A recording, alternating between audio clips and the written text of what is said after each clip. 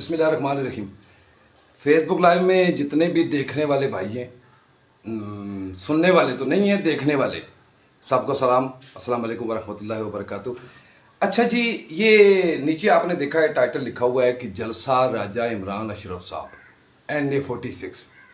ठीक है, peoples party की हुकूमत है, अभी आने का आसार इस तरह हैं।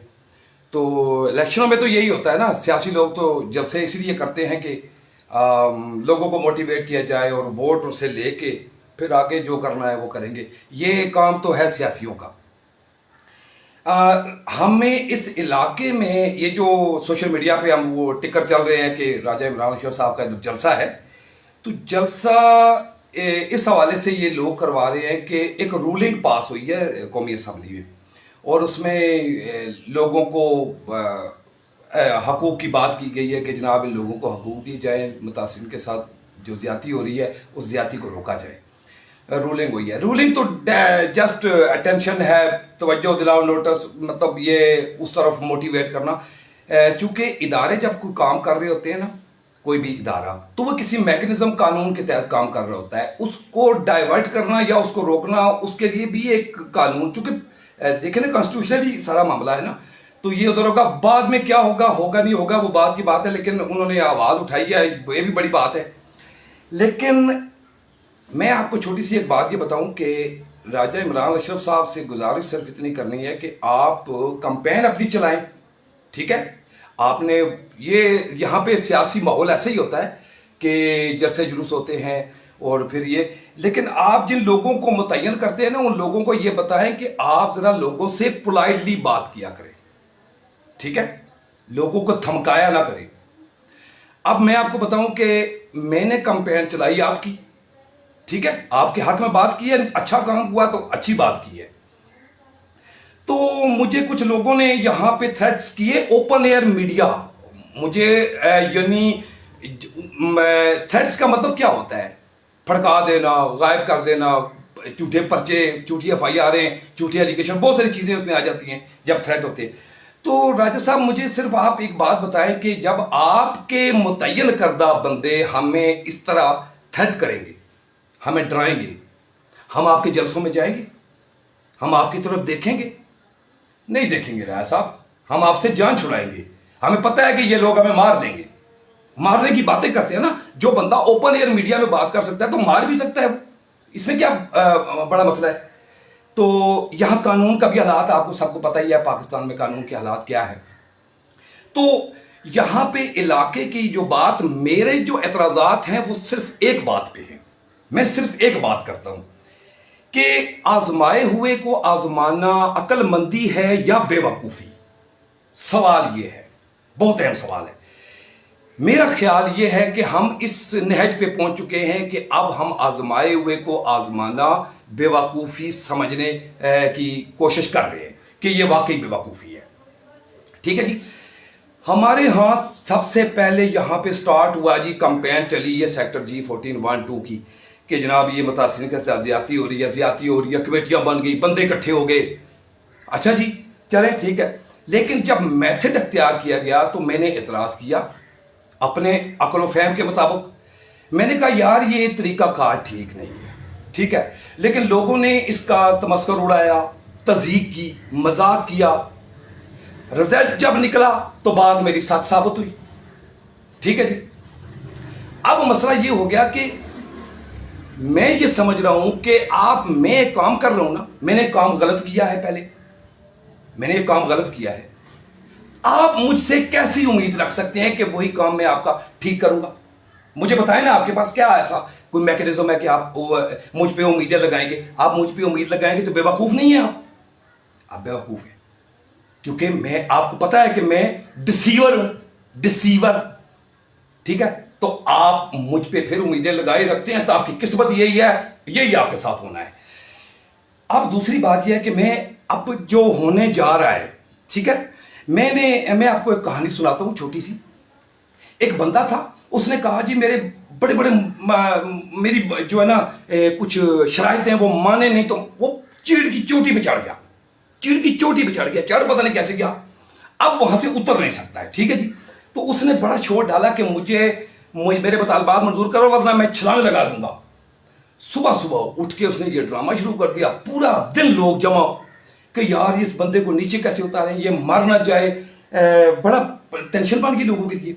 फिर उन्होंने क्या किया कि एक बंदा था, वो मेरी तरह था, उसने कहा यार ये सुबह जब मैं गया हूँ 8-9 बजे, ये बंदा चीड़ पे चढ़ा हुआ था चोटी, अब ये नीचे उतर सकता नहीं है, ना तो ये नीचे उतर सकता है ना ये जो नीचे खड़े लोग हैं इसको नीचे उतार सकते हैं, ड्रामा बना हुआ है, तो इसका कोई हल निकालते हैं यार, इस मामले को वाइड अप करते हैं।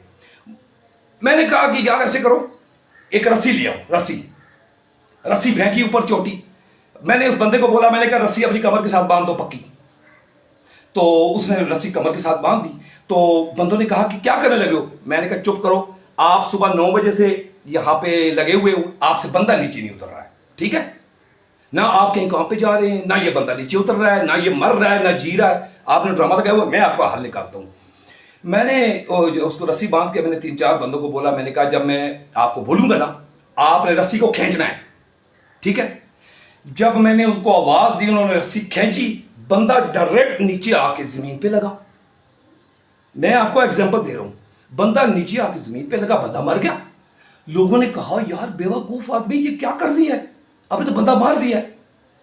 तो मैंने कहा सुबह 8 बजे से आप इधर छोले बेच रहे हो, सुबह 8 बजे से आप लगे हो, शाम 5 हो गए, अंधेरा पड़ने वाला है, बंदा ऊपर लटका हुआ है, आप नीचे खड़े हो, उसको कहते नीचे आओ, वो कहता मैं नीचे कैसे आऊं, ना वो नीचे आ सकता है ना उसको उतार सकते हो। तो मैंने इसलिए रस्सी बांध के खींची कि ये नीचे आए या बच जाए या मर जाए, कम से कम लोगों की जान तो छूटे। आप समझ रहे मेरी बात? प्रॉब्लम यहां पे ये है जी कि हम जब किसी चीज को मुंतखब करते हैं ना, जब मुंतखब करते हैं किसी बंदे को रिप्रेजेंटेशन के लिए कि आप हमें लीड करें, वो लम्हा होता है हमारा फैसला करने का, उसको कहते हैं गोल्डन सेकंड, गोल्डन मिनट। उसी में आपने फैसला करना है, क्योंकि अगर बंदे अच्छे हुए आपका वारे न्यारे हो जाएंगे, लेकिन अगर बंदे हुए डिसीवर तो भाई आप तो मारेंगे। मैं एक एग्जांपल दे रहा हूं। तो भाई अभी मैं तो आपको पता है कि 2016 से फंडामेंटल राइट्स बेस्ड पे बुनियाद कर रहा हूं कि मैं अपने इंसान होने का सबूत दे रहा हूं। मैं कोई फन खान नहीं हूं, मैं अपने इंसान होने का सबूत दे रहा हूं कि इंसान जब देखता है ना कि गलत ठीक, तो ये कि अशरफुल मखलूकात है ना, उसके अंदर ये एक सोचने की समझने की सलाहियत होती है कि ये ठीक हो रहा है, ये गलत हो रहा है। तो जब मैंने देखा कि ये गलत हो रहा है, तो मैंने 2015-16 से आवाज़ उठाई कि यार लोगों के साथ ज्यादती कर रहे हो, ये मकामी इधर के रिहायशी लोग हैं, आपने इनकी डेफिनेशन ही चेंज कर दी है, आप इन लोगों को उसमें बदमाशों की लिस्ट में डाल दिया है। ये बदमाश नहीं है भाई। आज आप जिनको कहते हो कि कब्जा माफिया है, वो कब्जा माफिया कौन है? पता है कौन है?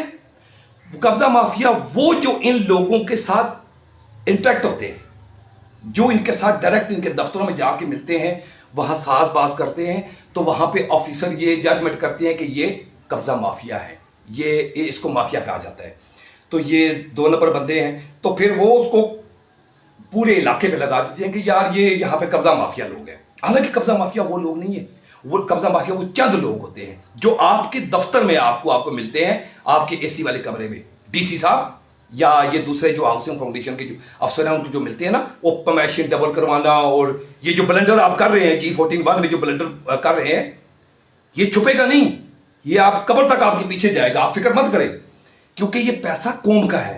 आप जिस तरह पैसे को लूट रहे हो ना, जिस तरीके से आपने ना हंजार ना लायक और इडियट किस्म के लोगों को आपने अथराइज किया हुआ है कि आप इन लोगों को करप्शन की भरमार हो रही है।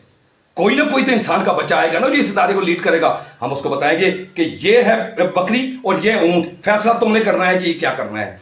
दूसरी बात ये है जी, रहनुमा तो यहाँ बहुत सारे थे, तकरीबन रहनुमा सारे आमतौर पे जलसों पे जो तकरीरें होती है, तकरीरें तो वही करेंगे ना, तकरीरें वही होती है, हम ये कर देंगे वो, यानी आप जो देख रहे हैं ना पिछले, जब तक आपकी ज़िंदगी आपने जलसे जलसे देखे होंगे जिसमें जो रहनुमा बोलते हैं, यहाँ भी वही होगा।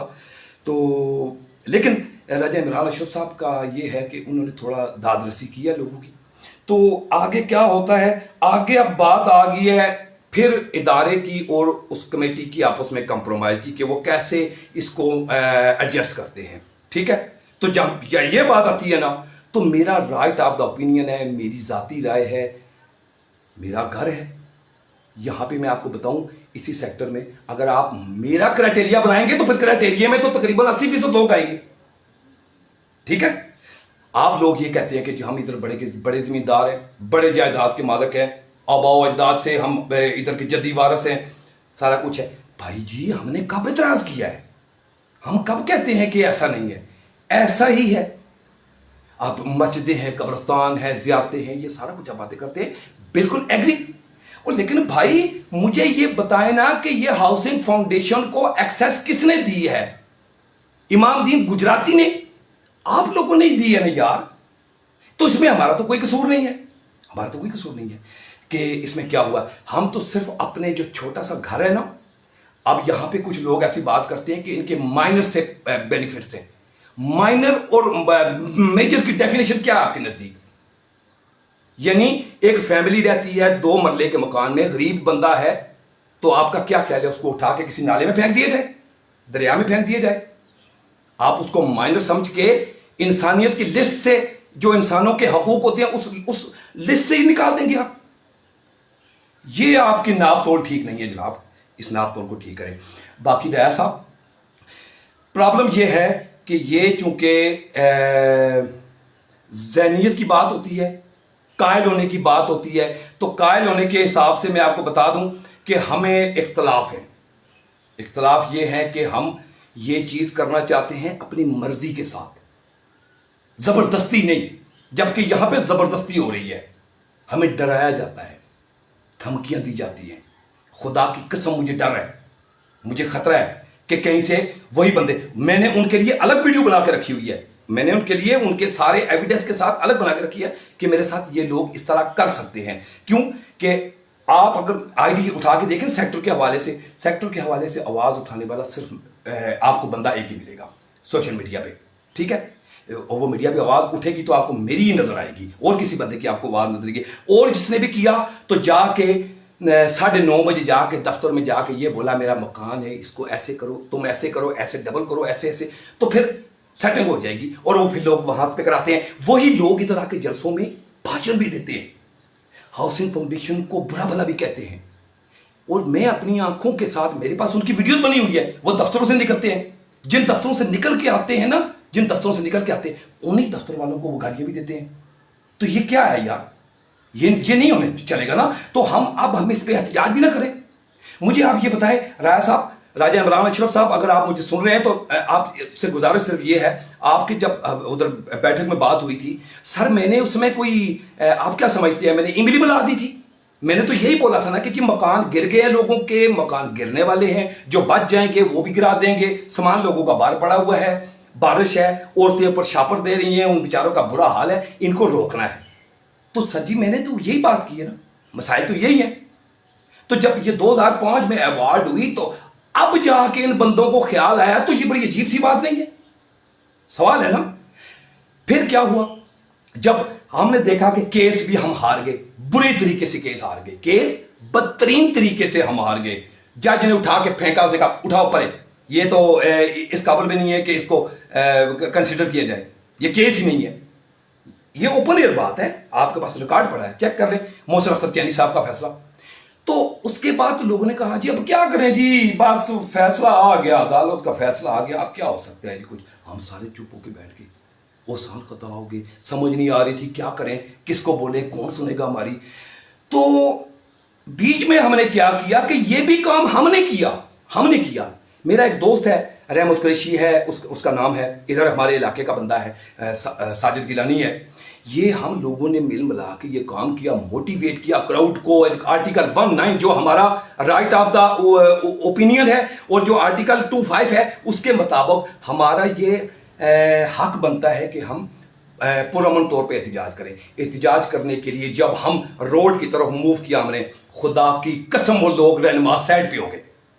मैंने इसलिए एविडेंस के तौर पे वीडियो लगाई है साथ। इस वीडियो में देखेंगे आपको, जो लोग अभी मीटिंगों में आपके दफ्तरों में जाके मीटिंग करते हैं, उनमें कोई बंदा है, आपने मेहंदी लगाई हुई थी, आपके पाँव में मेहंदी लगी हुई थी, आप जलसे में नहीं आ सकते थे आप, लेकिन आपको ताल्लुकात हैं आपके हाउसिंग फाउंडेशन के साथ भी, और आप ये भी नहीं चाहते कि आपके ऊपर FIR हो। हमें तो आपने सोचा कि ये लोफर फंटर है, इनको करने दो। तो जनाब अली, चीज़ों को जूम आउट करके देखें। हमारा एतराज़ गलत नहीं है। हम तो ये कहते हैं कि सांप का डसा हुआ रस्सी से भी डरता है। आप इस बात को तो माने ना यार। एक बंदे को सामने डसा हुआ है 2 महीने, 4 महीने, 6 महीने पहले, और वहां सामने जाता है और अचानक उसको रस्सी नजर आ जाती है, तो उसके जहन में ये नहीं आएगा कि यार यहां तो मुझे सांप था, वो सांप ने मुझे डसा था, कि ये वो सांप तो नहीं है। तो राजा इमरान अशरफ साहब, आपके साथ सरदस्त हमारा कोई इख्तलाफ नहीं, नजरियाती इख्तलाफ होते हैं, लेकिन आपने कदम अच्छा उठाया है, इसलिए आपके साथ हमें चलना चाहिए। ठीक है, जहाँ तक मुमकिन हो सके चलना चाहिए, लेकिन अपने बंदों को कहें कि जो लोग आपकी तरफ आ रहे हैं उनको थ्रेट ना करें, उनको कायल करें। ये जो थ्रेट करते हैं ना, इनके पास बोलने को कुछ नहीं होता, इनको बात करने के लिए कुछ नहीं होता। जिस बंदे के पास बोलने को कुछ नहीं होता, बात करने को कुछ नहीं होता, वो लड़ता है। तो हम तो लड़ने वाले लोग नहीं है सर, हम तो मार खा लेंगे, हमें क्या है। लेकिन बात जब भी करेंगे, मैं यहां से अब इस नतीजे पर पहुंच चुका हूं। आप अंदाजा ये लगाएं, मैं आपको छोटी सी मिसाल देता हूं। डॉक्टर कदीर के साथ क्या हुआ, कायद आज़म मोहम्मद अली जिन्ना के साथ क्या हुआ, लियाकत अली खान के साथ क्या हुआ, फातिमा जिन्ना के साथ क्या हुआ, जुल्फ़िकार अली भट्टो के साथ क्या हुआ, बेनज़ीर भट्टो के साथ क्या हुआ, अब इमरान खान के साथ क्या हुआ। हम एक धोखाबाज कौम है, 2 नंबर कौम है हम। ठीक है, हम अपने मोहसिनों को भी याद नहीं रखते हैं, मोहसिनों को भी हम भूल जाते हैं, उनको भी रद्दी की टोकरी में डाल देते हैं।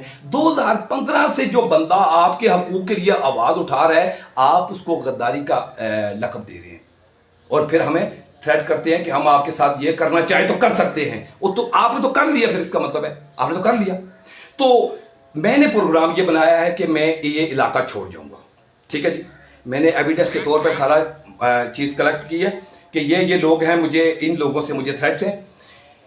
मैं आपको ये नहीं कहूँगा कि मुझे मारना नहीं है, आप मारे, आपके अख्तियार में जो है वो आप करें। लेकिन मैं अपने तौर पे एक बात कर रहा हूँ, एक बहसियत इंसान, जिस तरह लोग बच बचाव के लिए करते हैं कि मैं ये इलाका छोड़ के किसी और इलाके में जाके शिफ्ट हो जाता हूँ, लेकिन आवाज़ आपको मिलती रहेगी। ठीक है ना, ये तब तक आवाज़ मिलती रहेगी जब तक ये आंखें ये सब खुला हुआ है। तो गुजारिश सिर्फ इतनी है कि लोगों के हकूक़ के लिए जब बात करते हैं ना आप, तो लोगों को कोशिश किया करें कि लोगों का ओपिनियन भी लें। यही ब्लेंडर पहली दफ़ा हुए, यही ब्लेंडर हमारी कमेटी के नाम से तो मुझे चिढ़ है भाई, मुझे खौफ आता है चिड़ी कमेटी के नाम से। अभी आप मुझे ये बताएं कि जब कमेटी यहां से इस्लामाबाद की तारीख आप देख लें, जहां जहां ये वाकयात हुए ना, वहां पे इन्वॉल्व कमेटियां हैं, कमेटियों पे बात ना करें। व्हाट यू मीन यार, क्यों बात ना करें? ये पहले हम प्रैक्टिस देख चुके हैं।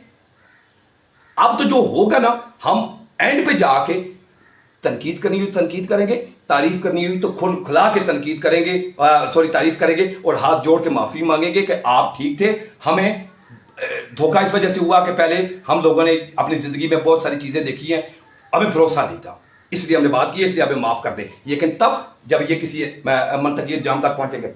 मसला सिर्फ ये है जी कि यहाँ पे इलाके के लोगों के लिए बहुत बड़े मसाइल हैं, बहुत बड़े प्रॉब्लम है। अब डेफिनेशन चेंज होगी, कानून की तशरीह चेंज होगी, मामलात इन्होंने चेंज कर दिए। तो अब इन लोगों के हाथ में है, जो लोग करीब होते हैं ज़्यादा वो फैसिलिटेट होते हैं। जो हमने देखा है, सुना नहीं है, देखा है। जो लोग हाउसिंग फाउंडेशन के साथ कनेक्टेड होते हैं उनके फ़ायदे ज़्यादा होते हैं, जो कनेक्टेड नहीं होते हैं वो उल्लू के पट्टे होते हैं और टैं करते रहते हैं। तो ये एक छोटी सी बात ये करनी थी जी कि राजा इमरान अशरफ साहब का जलसा है, जलसे में तो हम नहीं जाएंगे जी, हम तो नहीं जाएंगे, क्योंकि ये पॉलिटिक्स है। पॉलिटिक्स वाले जलसे में तो हमें नहीं जाना चाहिए, हमें अपने काम से काम रखना चाहिए। और जब वोट की बात आएगी कि वोट किसको देना है, वो आपकी सोच का महवर है, आपके सोचने का अंदाज है। आप ये देख लें कि आया राजा इमरान अशरफ को आप वोट देंगे, राजा इमरान अशरफ किसको एम्पावर करेगा? लीडिंग के लिए राजा इमरान अशरफ किसको पावर देगा कि वो लीड करे? अगर वो वाला बंदा ठीक हुआ, वो बंदा ऑनेस्ट हुआ, करप्ट ना हुआ, तो फिर हमें राजा इमरान अशरफ को सपोर्ट करना चाहिए। क्यों? क्योंकि वो एक अच्छे लीडर की पैरवी कर रहा है। तो जब आपको पता चल जाए कि वो बंदा किसी ऐसे लीडर की पैरवी कर रहा है जो कि करप्ट है, रिश्वतखोर है, बदमाश है, डाकू है, तो फिर हमें ये पोलिंग के बूथ पे जाके पोलिंग का जो बक्सा पड़ा होता है वहां पे आपने दबाव से सोचना है कि हम राजा इमरान अशरफ के बारे में सोचें या अपने आने वाली नस्ल के बारे में सोचें। ये है मेरी सोच। वोट का जब टाइम आएगा तो तब देखेंगे कि हमने वोट किसको देना है किसको नहीं देना है। तो हम इस वजह से आपका बाइकआउट कर रहे हैं कि आपके मुतय्यन करदा लोग हमें थ्रेट करते हैं, हमें डराते हैं। राय साहब, इसलिए हम आपके जलसों में नहीं आएंगे। आप जाने, आपका काम जाने, आपके रहनुमा जाने। तो ये बात मेरा ज़ाती ओपिनियन था जी। मैं अगर लड़ाई झगड़े वाला बंदा होता ना, मारा मारी, गोलियां, बंदूक, FIR ये वाला, तो मैं इस तरह की ये इधर बुड़बुड़ ना करता। ठीक है, हम लोग हैं बात करने वाले और बात सुनने वाले, जस्ट इतनी सी बात है।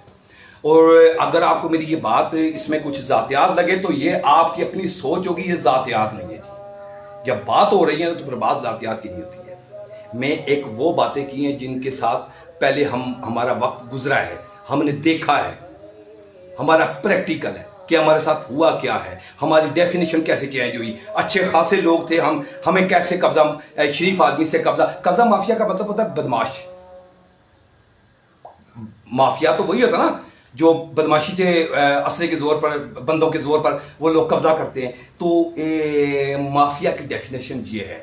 हमें शरीफ आदमी, हमारे दिहाड़ीदार लोग हैं, हमें बच्चों का खाना नहीं पूरा होता और इन्होंने हमें वहां पे रिवार्ड क्या दे दिया, कब्जा माफिया। तो ये किसकी मेहरबानी है? इलाके के रहनुमाओं की। ये इलाके के रहनुमाओं ने हमारे साथ मेहरबानी की है, क्योंकि वहां पे तो इमामदीन गुजराती या इमामदीन पकौड़े वाला तो नहीं गया था ना वहां पे जाके ये बातें करने के लिए। आप ही लोग गए थे ना भाई। तो गुजारिश सिर्फ इतनी है जी कि आपने इसको ज़ातियात नहीं लेना है, जस्ट एक ओपिनियन लेना है। ये एक ओपिनियन है। दुआओं की इल्तिमास। पाकिस्तान जिंदाबाद।